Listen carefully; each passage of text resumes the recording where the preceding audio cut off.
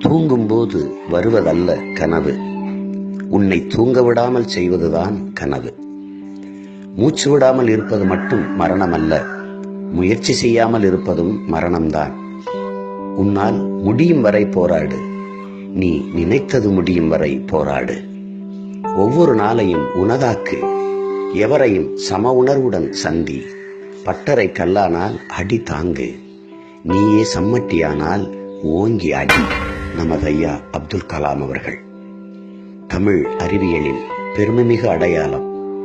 தமிழ் படித்தால் வேலை கிடைக்குமா, சோறு கிடைக்குமா என்று பேசிக்கொண்டிருக்கிற மக்களுக்கிடையில் தமிழ் படித்தால் இந்த மண்ணையும் விண்ணையும் ஒரு சேர ஆளலாம் என்று இந்த உலகத்திற்கு உணர்த்திய மாபெரும் மேதை.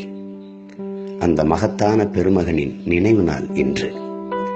அந்த பேரறிஞருக்கு நாம் ஒவ்வொருவரும் நம் புகழ் வணக்கத்தை செலுத்துவோம்.